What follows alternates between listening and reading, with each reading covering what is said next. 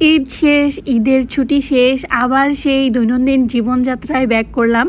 আমার মতো মনে হয় প্রত্যেকটা আপুরই সেম অবস্থা, কারণ রোজার মাসে থাকে আমাদের একরকম ডেইলি রুটিন, আর রোজার পরবর্তী সময়গুলোতে থাকে একরকম ডেইলি রুটিন।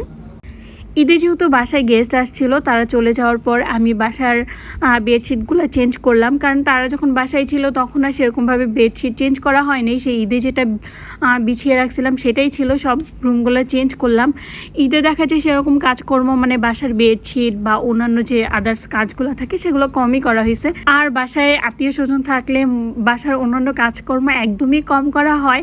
আমি জানি না অন্য আপুদের সাথে এরকম হয় কি না, কারণ যখন আমাদের বাসায় কোনো গেস্ট আসে আমরা তার সাথেই বেশি সময় দিতে খুব বেশি পছন্দ করি। যাই হোক, এদিকে আমি আমার বিছানাটাকে আজকে গুছাই নিয়েছি, আর আজকে সাদা বেডশিট উঠিয়ে একটা পার্পল কালার বেডশিট বিছাইছি। তারপর রুমে টুকটাকে একটু ভিডিও করলাম, রুমের সাথে ভাবলাম যে আমি নিজেরও একটু ভিডিও করি। তো এটা আমি একটা রিলস তৈরি করতেছিলাম। তারপর সব কাজ শেষ করে আমি জাস্ট এখানে আয়েস করে একটু চা খেলাম, তারপর চলে গেলাম রেগুলার রুটিনে। রেগুলার রুটিন বলতে ওই যে সকালবেলা উঠে যে নাস্তা রেডি করার, যে হাজব্যান্ডের জন্য বাচ্চার জন্য। তো আমি এখানে রুটিও বানিয়ে নিয়েছিলাম, কারণ আমার বাসায় রুটি বানানো ছিল না। তো রুটি বানিয়ে কিছু রুটি ফ্রোজেন করলাম। দেন হাজব্যান্ড আর বাচ্চা উঠে গেছে, তাদের জন্য এখানে নাস্তা রেডি করলাম। অ্যাজ ইউজুয়াল রুটি, পরোটা, সাথে ছিল ডিম পোচ। আর এই যে দেখো, দুইজন ঘুম থেকে ওঠার পর আমার রুমের অবস্থা কি করে রাখছে। আর এখানে কিছু কাপড় আমি গুছানোর জন্য বের করে রাখছি, যে আমি কাপড়গুলো গুছাবো। যাই হোক, তারপর ভাবলাম যে তারা নাস্তা শেষ করুক, এই ফাঁকে আমি দুপুরের রান্নাটা আজকে শেষ করি। আর আজকে দুপুরে এক্সট্রা কিছু করব না, মাছ আর ডাল ভাত করবো আর কি। এখানে আমি মাছ ম্যারিনেট করতেছিলাম, তেলাপিয়া মাছ। তারপর এটাকে এখন আমি ভেজে নিব। আর আমার হাজব্যান্ড মাছের পিসগুলো আর ছোটো করেনি, বাজার থেকে যেহেতু কেটে নিয়ে আসছে, এরকম বড় বড় পিস করে কেটে নিয়ে আসছে।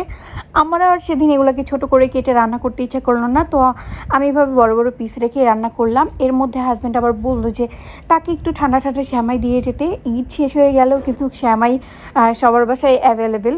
তারপর তাকে শ্যামাই দিয়ে আসলাম। আর এভাবে বাসি শ্যামাই ফ্রিজে রেখে খাওয়ার টেস্টটা কিন্তু অনেক বেশি মজা হয়, তাই না?